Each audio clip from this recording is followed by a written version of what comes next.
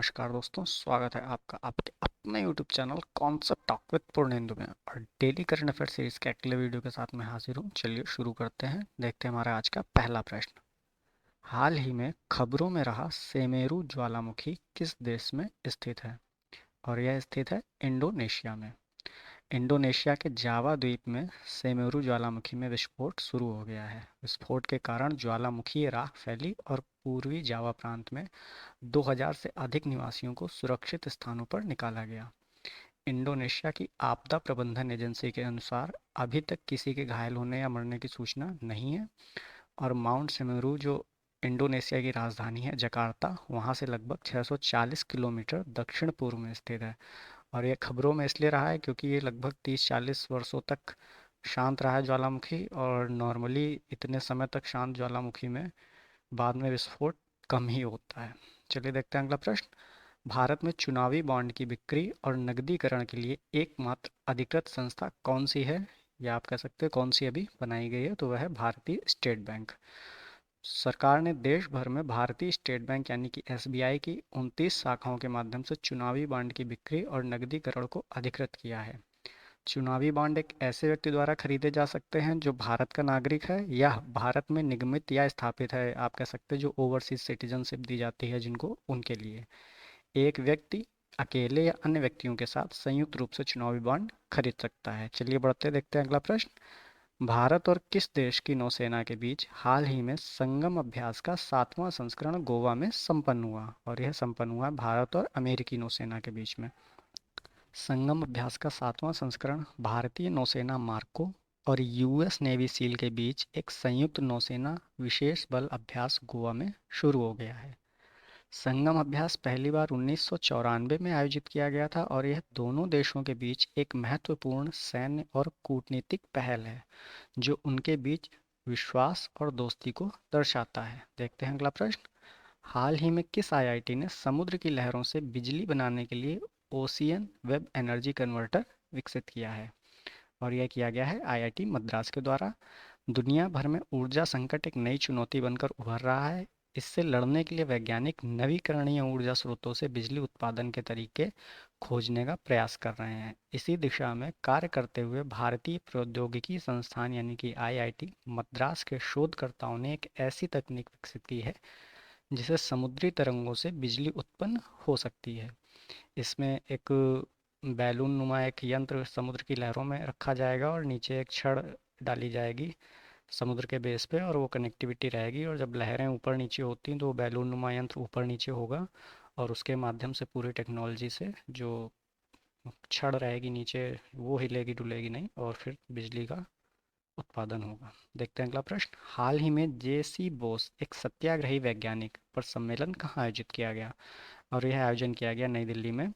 जगदीश चंद्र बोस जो कि जेसी बोस, इन्हीं के लिए ये सम्मेलन आयोजित किया गया था। इनका जन्म 30 नवंबर 1858 को मैमन सिंह जो कि अभी बांग्लादेश में है वहाँ हुआ था, और इनकी मृत्यु 23 नवंबर 1937 को झारखंड के गिरिडीह में हुई थी। वह एक प्लांट फिजियोलॉजिस्ट और भौतिक विज्ञानी थे जिन्होंने क्रेस्कोग्राफ का आविष्कार किया था जो पौधों की वृद्धि को मापने के लिए एक उपकरण है। उन्होंने पहली बार ये प्रदर्शित किया कि पौधों में भावनाएं होती हैं। उन्होंने बेतार संचार की भी खोज की और इलेक्ट्रिकल और इलेक्ट्रॉनिक्स इंजीनियरिंग संस्थान द्वारा उन्हें रेडियो विज्ञान का जनक नामित किया गया। उनके सम्मान में चंद्रमा पर एक गड्ढे का नाम भी रखा गया है।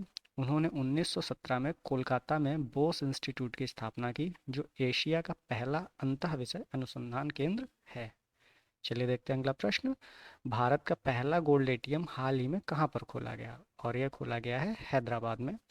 हैदराबाद स्थित गोल्ड सिका प्राइवेट लिमिटेड ने यहाँ एक सोने का एटीएम स्थापित किया है जिसके बारे में दावा किया जाता है कि यह देश की पहली वास्तविक समय में पीली धातु यानी सोना निकालने वाली मशीन है।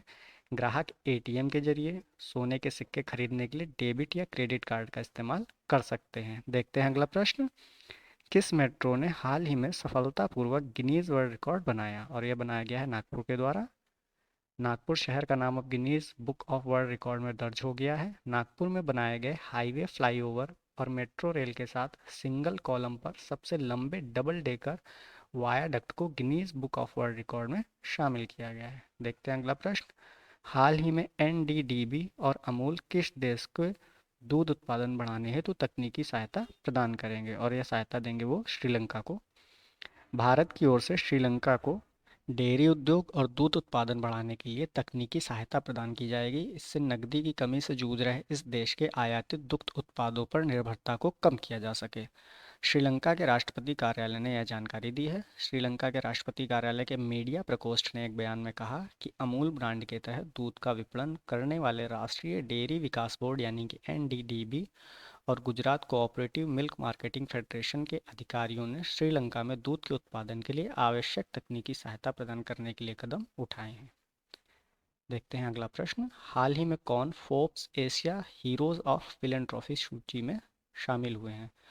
और यह सूची में शामिल हुए हैं गौतम अडानी जी। फोर्ब्स की ओर से जारी प्रेस रिलीज में कहा गया कि इस अनरैंक सूची में उन लोगों को जगह दी गई है जिन्होंने एशिया प्रशांत क्षेत्र में परोपकारी कार्यों के लिए निजी तौर पर प्रतिबद्धता दिखाई है। फोर्ब्स की ओर से बताया गया है कि अडानी ने इस साल अपने 60वें जन्मदिन पर जून में 60,000 करोड़ रुपए यानी लगभग 7.7 बिलियन डॉलर दान किए हैं। उनकी ओर से दान की गई यह राशि उन्हें भारत का सबसे परोपकारी व्यक्ति बनाती है। अडानी की ओर से राशि अडानी फाउंडेशन को दान की गई है, जिसकी स्थापना 1996 में की गई थी। इस राशि का उपयोग हेल्थ केयर, शिक्षा और स्किल डेवलपमेंट में किया जाएगा। देखते हैं अगला प्रश्न। 7 दिसंबर को कौन सा दिवस मनाया जाता है? और यह मनाया जाता है सशस्त्र सेना झंडा दिवस। सशस्त्र सेना झंडा दिवस या झंडा दिवस भारतीय सशस्त्र बलों के कर्मियों के कल्याण हेतु भारत की जनता से धन संग्रह के प्रति समर्पित एक दिन है। यह 1949 से 7 दिसंबर को भारत में प्रतिवर्ष मनाया जाता है। और ये कुछ इम्पोर्टेंट महोत्सव हैं, किस राज्य से संबंधित हैं आइए देखते हैं। अंतर्राष्ट्रीय पतंग महोत्सव गुजरात से संबंधित है। अंतर्राष्ट्रीय योग महोत्सव ऋषिकेश उत्तराखंड से संबंधित है। संगाई महोत्सव मणिपुर से संबंधित है। छठवें अंतर्राष्ट्रीय योग दिवस ये लेह से संबंधित है। अम्बुवाची मेला असम से संबंधित है। पोंगल त्यौहार तमिलनाडु से संबंधित है। लाई हराओबा त्यौहार त्रिपुरा से संबंधित है। श्रावणी मेला जो कि अब स्थगित हो गया है झारखंड में, पहले बिहार में था, तो ये अब झारखंड से संबंधित है। चाप चारकुट महोत्सव ये मिजोरम से संबंधित है। धानु यात्रा महोत्सव ये ओडिशा से संबंधित है। इसी के साथ हमारा आज का सेशन समाप्त होता है। धन्यवाद।